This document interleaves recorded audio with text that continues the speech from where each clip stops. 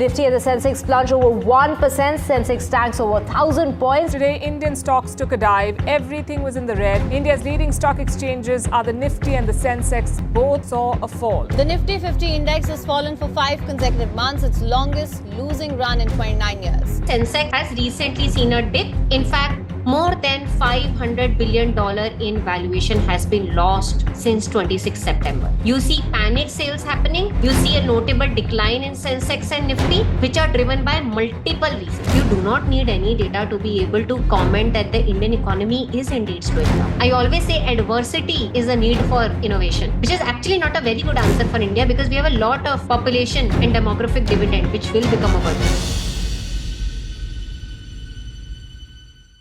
What is stock? The meaning of stock is literally a portion of something larger. So what is really happening is stock is a financial market. The larger market is financial market. You could own a piece of a business without lifting a finger. So in India, there could be Reliance, there could be Adani stocks. In US, there could be Walmart, there could be Apple stocks, so on and so forth. And collection of these individual stocks makes the larger market. So you could pick up any stock and categorize it into 3 segments. Large cap. What is large cap? Something like Reliance Industries Limited. Something like Mahindra and Mahindra.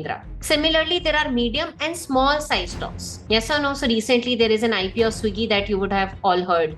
It is a collection. Like in vegetable market, you will have brinjal, you will have carrot, you will have apple, and all the individual pieces put together will have vegetable market. Similarly, here you are owning a piece of the business, and all the businesses together will eventually build a stock market. And there are certain indices such as Sensex in India or Nasdaq in US that are collection of these stocks that can help you also read how is the stock market performing. So this is Sensex. Let's look at 1 year graph. 1 year graph is if you're sitting on 14th November 2024, it is going to show you from 14th November 2023 till 14th November 2024. And you see a now downward market correction that's happening. You will also say that Shatakshi, there was another low that we saw around 4th of June, which is true. There is a lot of correlation with the elections that had taken place in India. Now what our Honorable Prime Minister is talking about is saying that it's because of the BJP government we see a larger growth of the Sensex or of the stock market. Let's look at the larger Sensex from 1991 till 2024. We see an upward trend, which is largely a good, healthy trend that you will see most of the developing economies, promising developing economies witnessing. You will see an upward trend during Congress also. And of course, things compound. For every country to reach till this 3,172, do you see this number on Sensex? It's back-breaking. And then things compound. So much so that 77,580 looks low to you. That is the larger context. Most of you may know about the symptom of the problem. That yes, Shatakshi, we know that Sensex has recently seen a dip. In fact, more than $500 billion in valuation has been lost since 26 September. You see panic sales happening. You see a notable decline in Sensex and Nifty, which are driven by multiple reasons. We will start from global perspective first, and then we will narrow down to the Indian economic perspective later on. Now, when a financial institutional investor or when global investors, they have to invest, the world is literally their oyster. They need not just invest in Asia. They can invest in European markets also. They can invest in Latin American markets also. So whenever markets moves, it is typically because of the financial institutional investors. There are 2 things, 2 parameters an investor really cares about. What are those 2 parameters? Stability. What is the other one? Greed. So an investor always balances between the upside and the downside. The downside is what is the stability, what is the currency in which you are operating in, and the upside is the growth.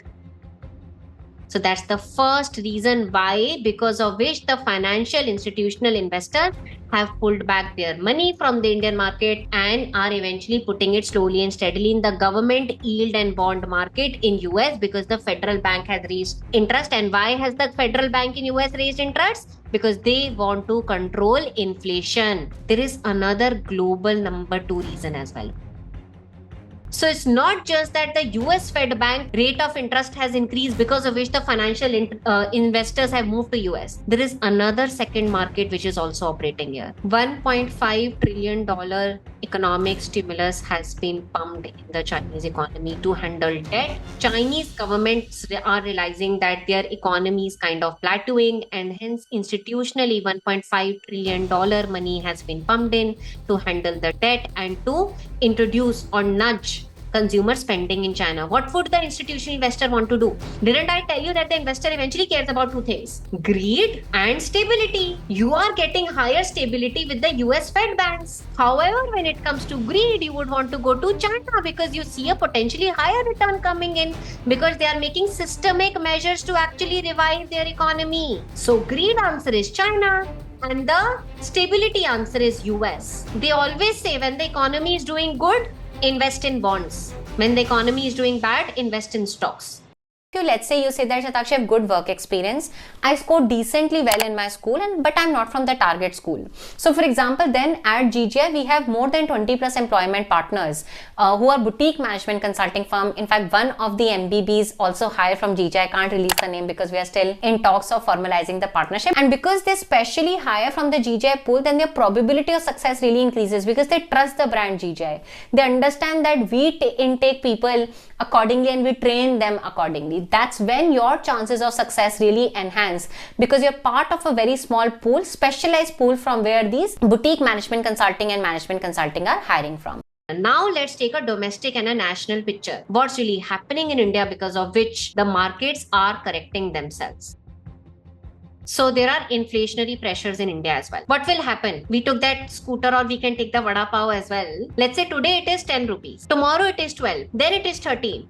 Then it is 15 and then it is 17. What will happen? Will you not stop eating vada pav or not? What will happen? The consumption, the demand institutionally will go down. Now, when the inflation is going so up, what are the investors expecting? They wanted a rate correction by RBI so that there is control of inflation, which has not been announced by RBI yet, because of which there is a panic spending by the investors. That there is too much inflation, the consumer spending is going low, the RBI is not correcting the rates, and hence there is tension that this inflation will keep on going up and eventually the consumer spending will not be able to correct itself. So that's your fourth why and answer, because of which there is panic sales by the investors. There is another fourth why, corporate earnings why. This is a much more institutional answer. This is where you will be able to actually see that lower than expected earning. I was having a chat with one of the former chief economic advisor of India on my podcast. The podcast is out on YouTube. We were debating and discussing the recent trends in the Indian economy and we were discussing the relevance of data. But I genuinely think you do not need any data to be able to comment that the Indian economy is indeed slowing down. Not just me, my friends who are actually looking for jobs, they are not able to see as many jobs that they were able to see before. People who are running businesses, they are able to see a clear cut lower in spending and hence lower eventually returns and eventually lower profits and lower revenues. So the slower demand growth is eventually impacted the reported official quarterly reports on earnings, which has further brought down the Sensex and the indices in India.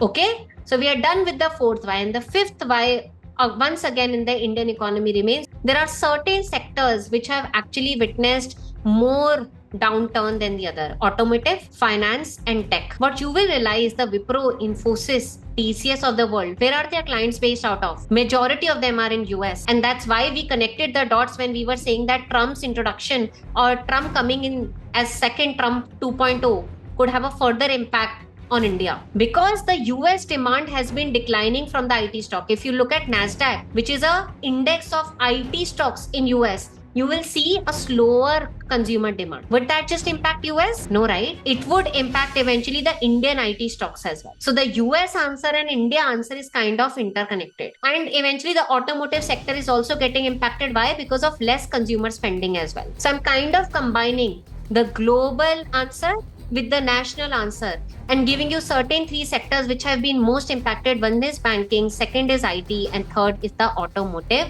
sector. Those are the 5 why analysis that can help you institutionally understand why the markets are finally correcting themselves. The politicians, the Godi media, I'm not saying that I'm anti or for, will never want. And this could happen for Congress also, by the way. No current sitting government would want you to understand that investors are institutionally pulling their money outside of India. I always say that correlation is not causation. Of course, the current sitting government, and I've served in the regime of the current sitting government as well, has done a lot of institutional efforts, especially around infrastructure. But not all success in stock market could be attributed to it as well. There is a lot of correlation which may not be contributed as causation.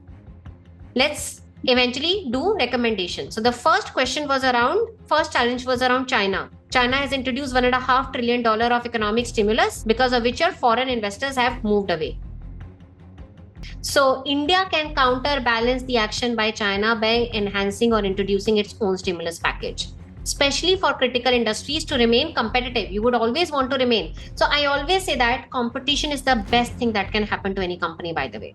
Good competitive pressures, healthy competitive pressure economically brings out the best from nation states as well. So competition from China is a good thing as long as India acts upon it. Targeted stimulus in key sectors like green energy, like infrastructure, will be able to attract global investors back to India. So that's the first recommendation. We move towards the second issue, which was around US federal rates.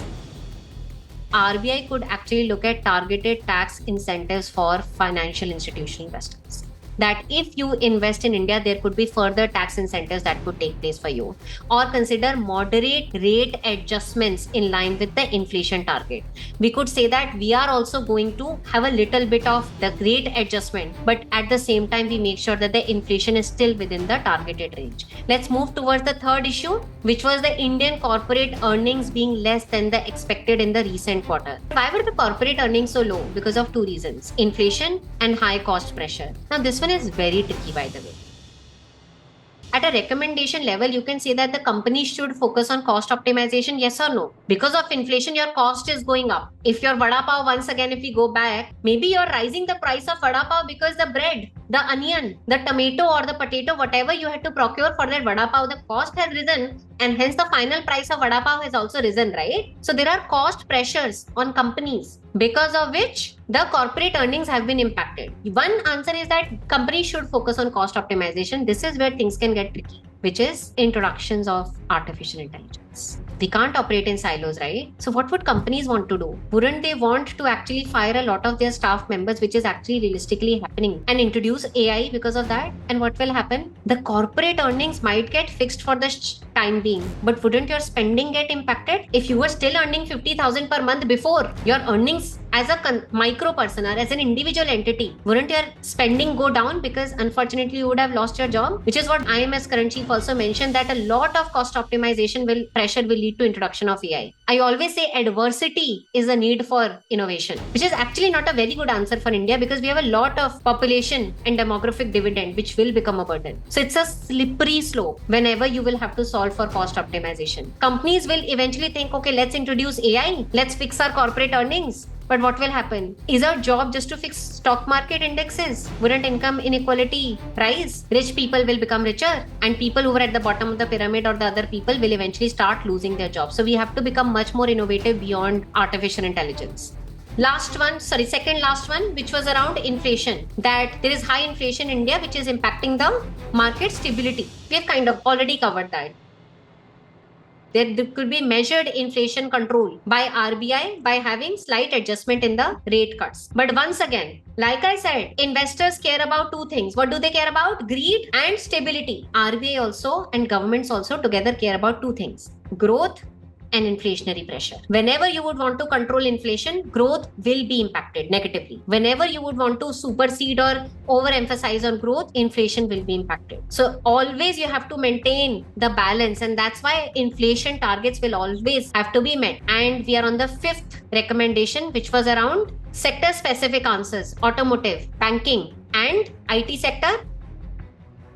There should not be over-reliance on US. We should look at other markets also from IT client point of view. And there can be cost management strategies also. And in fact, as someone who has worked on cost projects during my time in consulting, There are multiple answers when it comes to cost optimization. One of them is called process reorientation. I'm not sure how many of you have heard about this jargon called supply chain management. What is supply chain management? If you are going from A to B, B to C, and C to D, you can say that can I directly go from A to D and reduce some cost in it? This is called supply chain efficiency. Maybe you're losing a lot of money by taking these steps, A to B, B to C, and C to D. This is called process reorientation. A lot of consultants actually spend time on this. But can you directly go from A to D? But for you to directly go from A to D, you can use artificial intelligence. You can use other technology. Maybe you can innovate also. Maybe you can get creative also. But I would be very, very before introducing artificial intelligence blindly, especially in the Indian context.